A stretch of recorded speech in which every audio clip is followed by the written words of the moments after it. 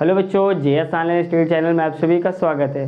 तो बच्चों, आज का लेक्चर होने वाला है प्रकाश का अपवर्तन। हम लोगों ने जो सबसे पहले जब हम लोगों ने स्टार्ट किया था प्रकाश परावर्तन और अपवर्तन चैप्टर में, तो उसमें सबसे पहले हम लोगों ने एक ही लेक्चर पढ़ा था, वो पढ़ा था प्रकाश का परावर्तन।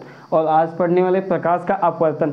जो प्रकाश होता है उसमें परावर्तन होता है, अपवर्तन होता है, व्यतिकरण, विवर्तन, कई सारी प्रॉपर्टीज़ होती हैं। तो आज हम लोग जो हाई स्कूल में टॉपिक है प्रकाश का अपवर्तन, ये पढ़ने वाले हैं। देखो, परावर्तन क्या था और अपवर्तन क्या था। ये आपको परावर्तन में ऐसा होता है कि वो एक ही माध्यम में दोनों चीज़ हो जाती हैं, आने वाली किरण जाने वाली किरण एक ही माध्यम से चली जाती है।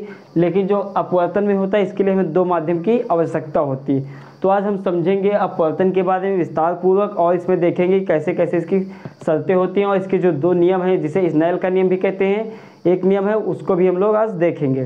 तो बच्चों, आज आपकी क्लास को हम लोग करते हैं स्टार्ट, और आज का लेक्चर होने वाला है लेक्चर नंबर 9। ठीक है, चलिए सबसे पहले देखो प्रकाश का अपवर्तन क्या होता है। तो एक हम फिगर बना लेते हैं, फिर से इसकी सहायता से हम थ्योरी भी लिख लेंगे और हम समझ भी जाएंगे। तो देखो, हमारे पास एक पृष्ठ ले लेते हैं, मान लेते हैं पृष्ठ का मतलब है कि ऊपर अगर मान लेते बच्चों एयर है, समझ रहे हैं, एयर का मतलब वायु है, ठीक है, और नीचे वाला माध्यम है ग्लास मान लेते हैं, या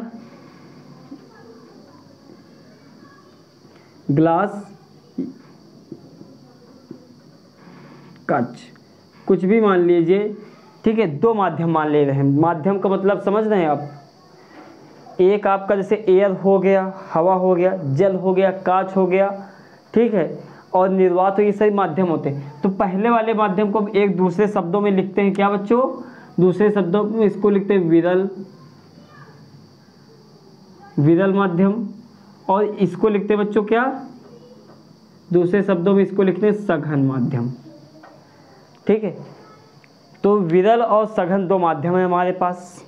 ठीक, इतनी बात तो क्लियर हो रही होगी। इन दोनों माध्यमों में से हम मान ले रहे हैं, और ये आपका माध्यम का सीमा पृष्ठ है। जैसे आप एक बाल्टी में पानी ले लीजिए, उसके ऊपर देखेंगे बाल्टी में पानी को पूरा तरीके से भर दीजिए।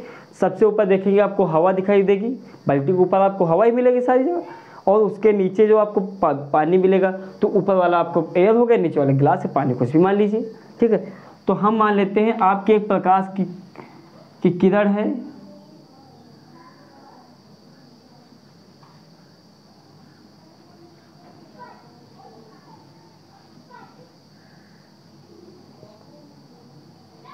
एक प्रकाश की किरण है, और ये सीधा एक माध्यम से दूसरे माध्यम में जा रही है। मान लेते हैं ऐसे, आप एक लेज़र लाइट लीजिए और जल में या बाल्टी में ऐसे करके जलाइए, तो ठीक है, बस ऐसे ही है ये पूरी कंडीशन।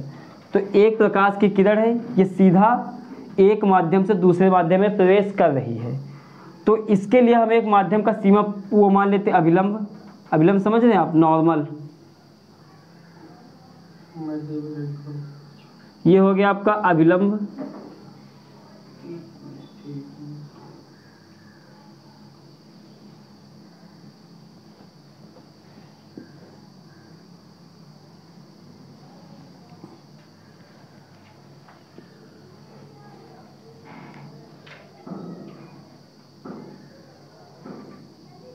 ये ऐसे बन जाएगा। ठीक है, ये आपका अभिलंब हो गया। ठीक है, अभिलंब नाम दे देते हैं इसका, और ये इसका बिंदु हो गया जहां पर से ये एक माध्यम से दूसरे माध्यम में जा रही है। और ये जाने के बाद क्या करती है, जब कोई प्रकाश की किरण विरल से सघन में जाती है, देखो हमें ये वाली प्रकाश की किरण को ऐसे जाना चाहिए था, इस प्रकार से, जैसे ऐसे चली जानी चाहिए थी, लेकिन ये ऐसे नहीं जाती है, और क्या करती है, थोड़ा सा अभिलंब की ओर झुक जाती है ऐसे। इसको ऐसे सीधा निकल जाना चाहिए था, लेकिन सीधा नहीं जाती है, थोड़ा सा जिधर आपका अभिलंब है इस और थोड़ी सी झुक जाती है। कब झुकती है, जब प्रकाश की किरण विरल से सघन में प्रवेश करती है। यानी कि हवा जो होगी ये हमेशा विरल होगी, निर्वात होगा वो हमेशा विरल होगा। जब निर्वात से किसी भी माध्यम में प्रकाश की किरण जाती है तो वो अभिलंब की ओर झुक जाती है। इतनी शर्त होगी पहली। ठीक है। इस वाले एंगल को बच्चों सेम वही जो परावर्तन में था वही इसमें, इसको आर आई कहते हैं, इसको आर कहते हैं। लेकिन यहाँ पे कुछ शर्तें बदल जाती हैं। कैसे? जो ये किरण आ रही इसको हम लोग कह देते हैं आपतित किरण, आपतित किरण जो आ रही, और जो जा रही इसको हम लोग कहते हैं अपवर्तित किरण।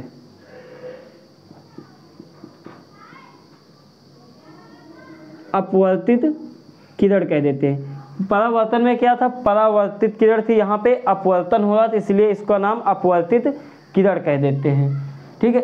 और जो आपका एंगल आई है, हम इधर लिख रहे हैं, आई वाले एंगल को हम लोग कहते हैं आपतन कोण,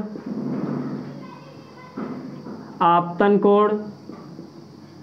और जो बच्चों आर वाला एंगल है इसको हम लोग अपवर्तन कोण कहते हैं। याद रखना, अपवर्तन कोण, अपवर्तन कोण कहते हैं। ठीक है। इधर जगह बहुत शॉर्टेज थी इसलिए हम इधर बना के लिख दिए। देखो वहाँ पे क्या था? परावर्तन कोण था, यहाँ पे क्या होगा? अपवर्तन कोण होगा। बस इतनी सारी कंडीशन होती हैं आपके प्रकाश के अपवर्तन में। अब इसकी परिभाषा को हम लोग देख लेते हैं। परिभाषा आप कैसे लिखोगे? इसमें दो शर्तें बनेंगी, वो भी शर्त अभी बनाएंगे, पहले आप इतनी बात याद रखना।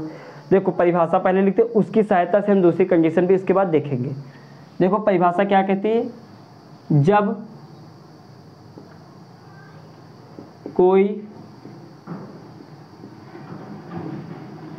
जब कोई प्रकाश की किरण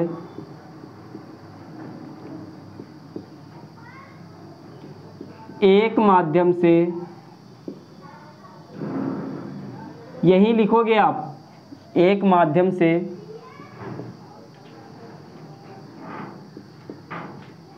दूसरे, एक माध्यम से दूसरे माध्यम में प्रवेश करती है तो वह अपने मार्ग से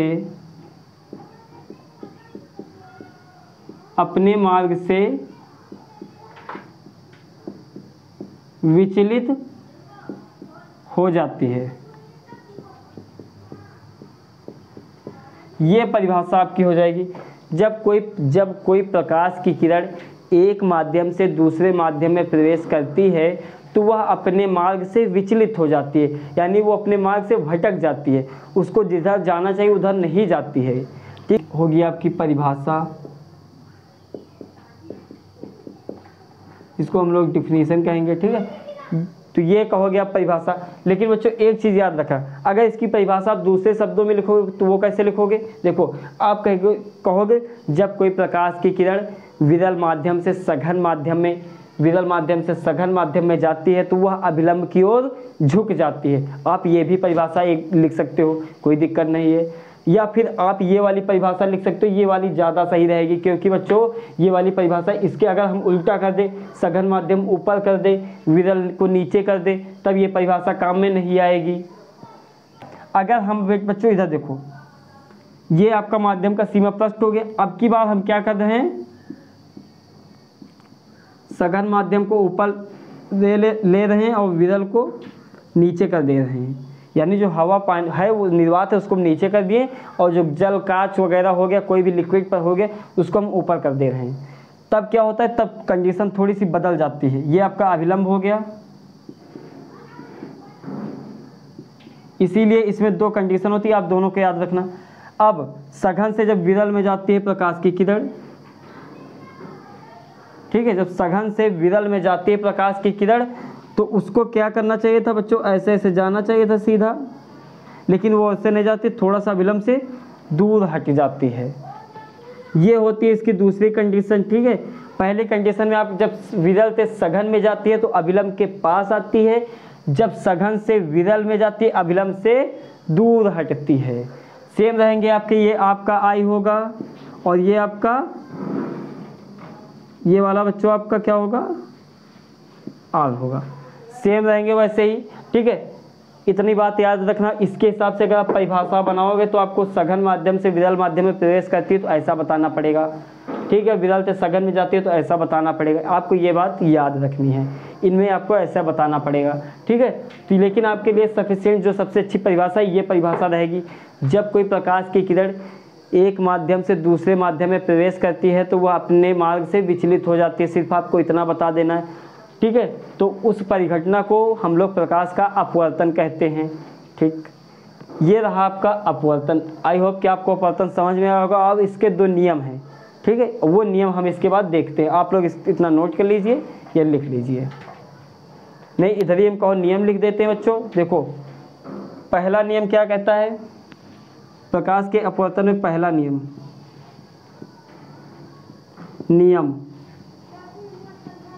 जो पहला नियम देखो क्या आता है, ये जो इस वाले पॉइंट को बच्चों सेम वही कहेंगे, उसमें क्या कहा जाता था, इसको वाले पॉइंट को आपतन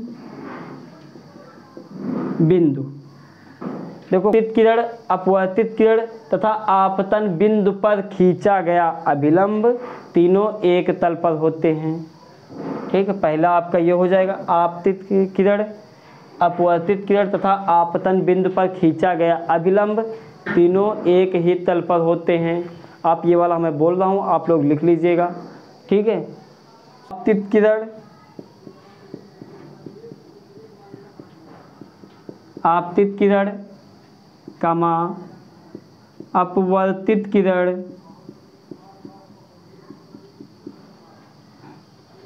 आपतित किरण, अपवर्तित किरण तथा आपतन बिंदु पर खींचा गया अभिलंब, खींचा गया अभिलंब तीनों एक तल पर होते हैं।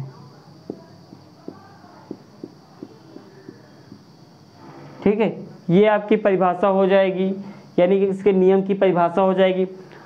आपतित किरण, अपवर्तित किरण तथा आपतन बिंदु पर खींचा गया अभिलंब तीनों एक ही तल पर होते हैं। ये आप इसकी जो परिभाषा है बता सकते हो, पहले नियम में आपका ये हो जाएगा बच्चों। नियम नंबर 1 तो ये हो गया, और नियम नंबर 2 इधर देखो, आप लोग इधर ही लिख दे रहे हैं नियम नंबर 2। दूसरा नियम जो है इसका, वो नियम थोड़ा सा बड़ा है।